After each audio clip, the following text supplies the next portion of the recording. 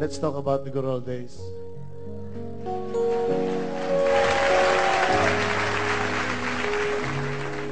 I remember when I was 21 years old. Dito to. Ako yung naglalakad dyan sa may Jones Bridge. Hindi pa ako kilala nun. So, kasi sinasabi nila ako sa public service. Tumulong na ako ng mga panahon, nung araw pa. 21 years old ako, naglalakad ako sa may Jones Bridge. Pag-akit ko sa ibabaw, may nakita akong babae, maganda siya. Maputi, maayos, mahaba buhok. Tapos parang magpapakamatay siya.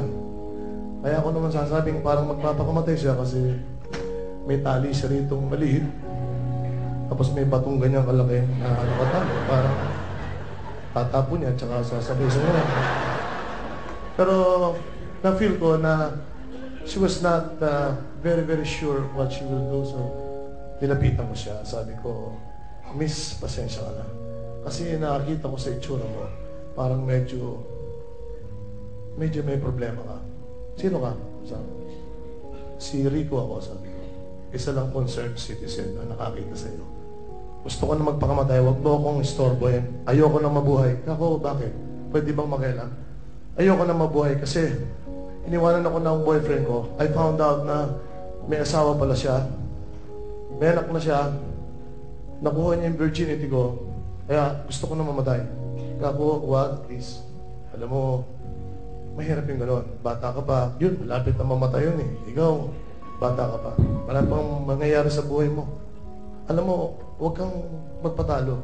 You just get even. Dapat get even ka lang. Paano get even?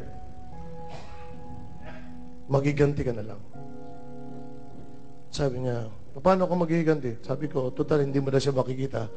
Magiganti ka na lang. Gusto mo ganito gawin natin? Baka makatulong ako sa iyo. Ang gawin mo ganito, mag-sex tayo. Nung una, parang negative ang dating niya. Pero sabi niya, isip niya siguro, total, walang kwenta lang buhay ko. Sige, makapagiganti lang. So, pumayag siya sa akin, likari ko. Sige, pagiganti tayo. So, sumama kami. Sumama siya sa akin. Bumaba kami sa may bandang Umping. Nakakita kami ng motel doon, pangalan, Hengwa. 30 pesos pagka walang electric fan. 35 pag meron. So, doon ako sa 30. Sa hindi yung 5 pesos. Anyway, sabi ko sa kanya, alam mo, miss, mas maganda kung maghihiganti tayo. Yung malinis tayo. So, ano gagawin natin? Sabi ko, mag-shower muna tayo. Nag-shower kami, common bathroom, shower kami. Tapos paglabas namin, meron na kaming robe, mga ganyan kami, parang tuwalya. Tapos magkaharap kaming ganyan.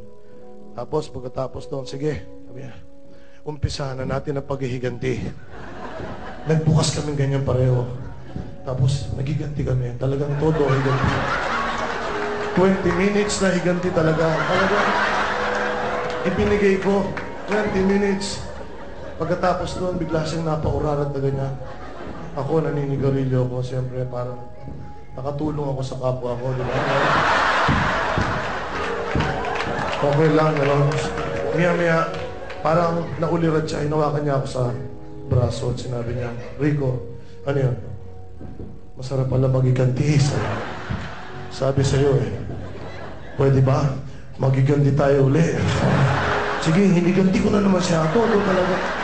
Mga 15 minutes, hiniganti namin. Todo, higanti ko. Tapos, naurirat na naman siya for 10 seconds. Ako naninigarilyo. Maya-maya, hinawakan niya uli ang kamay ko. Sabi niya, Rico, ano yun? Ang laking tulong ginawa mo sa akin. Talagang dapat magiganti. Please, isa pa. Gusto ko pa, galit na galit ako sa kanya. Magiganti tayo uli. Iniganti ako. This time, itinodo ko na hanggang sa talagang to the last drop. Ang todo ko iganti sa kanya. Hindi na ako nanigarilyo dahil about to sleep na ako. Pero after mga 5 seconds, ginanon niya ako sa paa. Rico, ako bakit? Magiganti tayo ulit, sabi niya. Ang payo ko sa kanya.